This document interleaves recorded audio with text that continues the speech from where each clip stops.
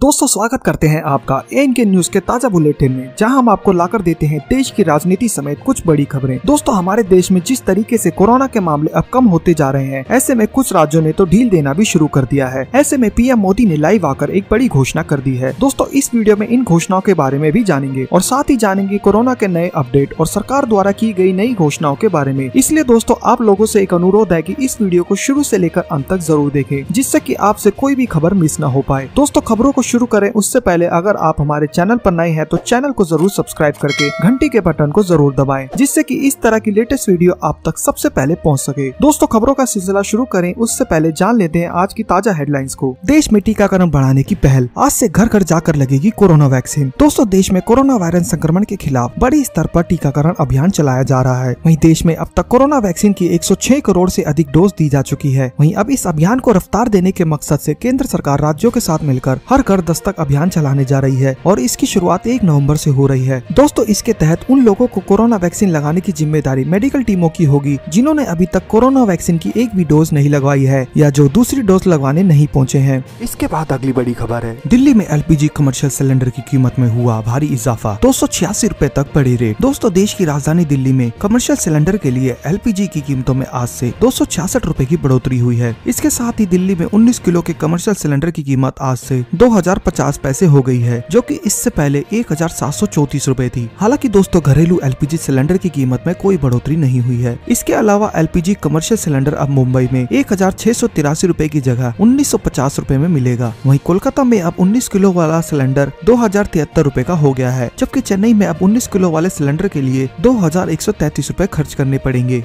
इसके बाद अगली बड़ी खबर है, कोरोना के आंकड़ों ने एक बार फिर से दी राहत। पिछले 24 घंटों में मिले 12,514 नए मरीज, वहीं 251 लोगों की गई जान। दोस्तों कोरोना वायरस संक्रमण के नए मामलों में शनिवार की तुलना में रविवार में कुछ कमी दर्ज की गई। वहीं बीते 24 घंटों में देश में महामारी के 12,514 नए मामले सामने आए हैं। इस दौरान 251 मरीजों की जान चली गई है। फिलहाल दोस्तों एक्टिव केसेस की संख्या 1,58,817 पर बनी हुई है और नए आंकड़ों को मिलाकर देश में अब तक 3,42,85,814 कोरोना संक्रमित मिल चुके हैं। वहीं 4,58,437 मरीजों ने अपनी जान गंवाई है। इसके बाद अगली बड़ी खबर है, केंद्र के लिए चिंता का विषय बना कम वैक्सीनेशन, 11 करोड़ ने नहीं लगवाई दूसरी डोज, पीएम मोदी करेंगे बैठक। दोस्तों कोरोना महामारी से जंग जीतने के लिए देश में व्यापक स्तर पर वैक्सीनेशन किया जा रहा है। वहीं शनिवार शाम तक देश में 106 करोड़ से ज्यादा लोगों को कोविड वैक्सीनेशन की खुराक दी जा चुकी है। वहीं देश ने तेजी से 100 करोड़ वैक्सीनेशन के आंकड़े को पार कर लिया है। लेकिन अब केंद्र के सामने वैक्सीनेशन को लेकर एक नई समस्या सामने आ गई है। देश में जिस रफ्तार से वैक्सीनेशन की पहली खुराक लगाई गई है, वहीं वैक्सीन की दूसरी खुराक में वह रफ्तार कहीं गायब सी हो गई है। दरअसल दोस्तों वैक्सीन की दूसरी खुराक में कई राज्यों की रफ्तार कुंद हो गई है, जबकि कई लोग दूसरी डोज के लिए नहीं पहुंचे हैं। वहीं इसी मामले पर अब प्रधानमंत्री नरेंद्र मोदी ने 3 नवंबर को कई राज्यों के जिला गवर्नर से बात की है। दरअसल दोस्तों देश में वैक्सीनेशन की पहली खुराक का काम तेजी से हुआ, लेकिन दूसरी खुराक देने की रफ्तार काफी कम है। ऐसे 11 राज्य हैं जहां वैक्सीनेशन का काम प्रभावित हुआ है। इस बीच वैक्सीनेशन पर चर्चा के लिए 3 नवंबर को केंद्रीय स्वास्थ्य मंत्रालय द्वारा 3 नवंबर को बैठक बुलाई गई है, जिसमें इन 11 राज्यों के टीकाकरण पर चर्चा की जाएगी। वहीं ये बैठक वीडियो कॉन्फ्रेंसिंग के जरिए होगी, जिसमें प्रधानमंत्री नरेंद्र मोदी और केंद्रीय गृह मंत्री अमित शाह भी शामिल होंगे। और बैठक में स्वास्थ्य मंत्रालय के अधिकारियों के साथ 11 राज्यों के मुख्यमंत्री और करीब 40 जिलों के जिला अधिकारी भी भाग लेंगे और प्रधानमंत्री इन सभी 11 राज्यों के मुख्यमंत्री और जिला अधिकारियों से बात करेंगे। इसके बाद अगली बड़ी खबर है, रूस में कोरोना ने फिर मचाई तबाही, 24 घंटों में आए 40,933 नए मामले, वहीं 1,158 लोगों की गई जान। दोस्तों दुनिया की पहली कोरोना वैक्सीन बनाने वाले देश रूस में फिर से कोरोना का संक्रमण फैल रहा है। बीते 24 घंटों में रूस में कोरोना के 40,933 मामले आए हैं। ये बीते साल महामारी की शुरुआत से लेकर अब तक सर्वाधिक आंकड़े हैं। वहीं देश की कोरोना वायरस टास्क फोर्स के मुताबिक बीते एक दिन में 1,158 लोगों की जान चली गई है। इसी दौरान देश में कोरोना के 40,000 नए मामले पाए जाने के बाद रूस में कुल जान जाने वालों की संख्या 2,38,538 हो गई है, जो कि यूरोप में अब तक सबसे ज्यादा है। वहीं बीते गुरुवार से मॉस्को ने गैर जरूरी सेवाओं पर 11 दिनों तक प्रतिबंध लगाया है और पूरे यूरोप में रूस ने ही कोरोना की सबसे बुरी तरह प्रभावित हुआ है। वहीं दोस्तों सरकार का मानना था कि लोगों को ऑफिस, स्कूल और भीड़ भाड़ वाले इलाकों से दूर रखने से वायरस के प्रसार को रोकने में मदद मिलेगी, लेकिन कई रूसी समुद्र किनारे छुट्टी मनाने निकल पड़े, जिससे हालात बिगड़ रहे हैं। वहीं अधिकारियों ने रूस में टीकाकरण की धीमी गति को बढ़ते संक्रमण और मौतों का जिम्मेदार ठहराया है। इसके बाद अगली बड़ी खबर है, राकेश टिकैत की केंद्र सरकार को चेतावनी, बोले कृषि कानूनों पर 26 नवंबर तक ले फैसला, वरना होगी पक्के की लेबंदी। दोस्तों भारतीय किसान यूनियन के नेता राकेश टिकैत ने बड़ा बयान दिया है। उन्होंने कहा है कि 3 नए कृषि कानूनों को लेकर कोई फैसला लेने के लिए केंद्र सरकार के पास 26 नवंबर तक का समय है। उसके बाद 27 नवंबर से किसान गांवों से ट्रैक्टरों से दिल्ली के चारों तरफ आंदोलन स्थल पर बॉर्डर पर पहुंच जाएंगे। इसके बाद पक्की किलेबंदी के साथ आंदोलन और आंदोलन स्थलों पर तंबुओं को मजबूत करेगा। वहीं दोस्तों आपको बता दें कि 3 नए कृषि कानूनों की वापसी को लेकर उत्तर प्रदेश, पंजाब और हरियाणा समेत कई राज्यों के किसान दिल्ली के बॉर्डरों पर आंदोलन कर रहे हैं, जो कि पिछले 11 महीनों से जारी है। वहीं किसान नेता राकेश टिकैत ने अपने परंपरागत अंदाज में 2 दिनों के अंदर केंद्र सरकार को दूसरी चेतावनी दी है। इससे पहले उन्होंने टेंट हटाने की कोशिश के बाद सरकारी दफ्तरों को गल्ला मंडी बनाने की धमकी दी थी।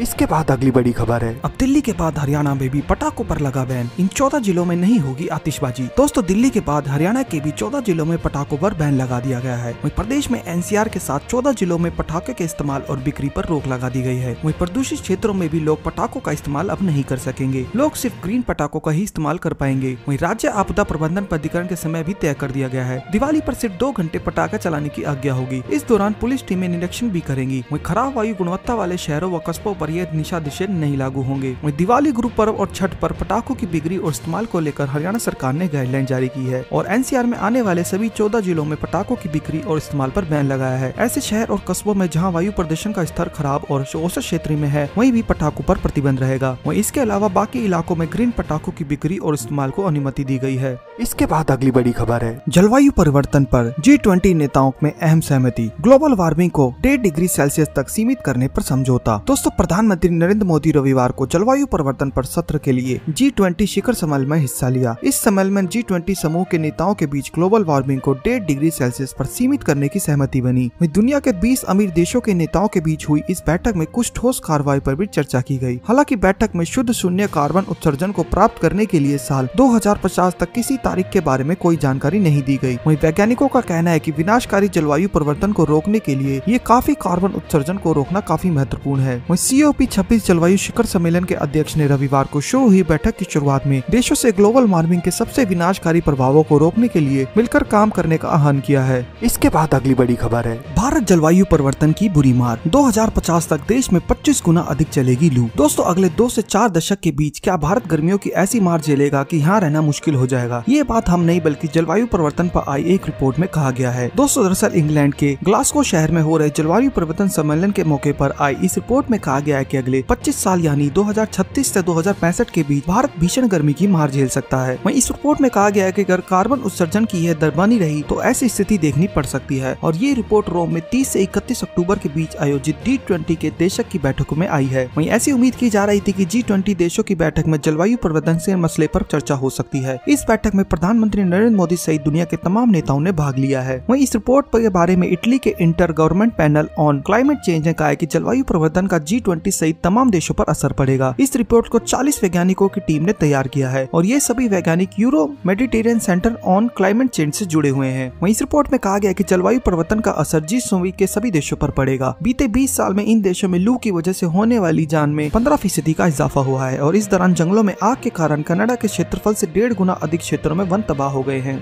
इसके बाद अगली बड़ी खबर है, अब दिल्ली NCR समेत कई राज्यों में घर बैठे मंगाए डीजल। IOCL ने हमसफर इंडिया के साथ शुरू करी होम डिलीवरी। दोस्तों देश की सबसे बड़ी oil marketing company Indian oil corporation ने दिल्ली के स्टार्टअप हमसफर इंडिया के साथ डीजल की होम डिलीवरी शुरू कर दी है। हालांकि इस सुविधा के तहत ग्राहक घर बैठे बैठे ज्यादा से ज्यादा 20 लीटर डीजल ही मंगवा सकते हैं। वहीं IOC ने मोबाइल ऐप फ्यूल हमसफर के जरिए पंजाब के पटियाला और मलेरकोटा में सफर 20 जेरी कैन में डीजल की डोर स्टेप डिलीवरी शुरू कर दी है। वहीं दोस्तों इस सुविधा से आने से पहले ग्राहकों को बैरल में खुदरा दुकानों से डीजल खरीदना पड़ता था। इसमें उन्हें काफी दिक्कत होती थी, साथ ही डीजल की बर्बादी भी होती थी। वहीं फ्यूल हमसफर ऐप ईंधन के आसान ऑर्डर और ट्रैकिंग की सुविधा उपलब्ध कराता है और इससे नई सेवा के छोटे उद्योगों, मॉल, अस्पतालों, बैंकों, निर्माण स्थलों, किसानों, मोबाइल टावरों और शिक्षण संस्थानों के साथ साथ छोटे उद्योगों को फायदा होगा। वहीं दोस्तों IOC ने बताया कि ये home delivery service Uttar Pradesh, Uttarakhand, Haryana, Maharashtra, Assam, Kerala, Gujarat, Goa, Noida, Delhi, Faridabad और गाजियाबाद समेत पूरे NCR में उपलब्ध है। कंपनी ने कहा ये सेवा उन ग्राहकों के लिए है जो 20 लीटर से कम मात्रा में डीजल चाहते हैं।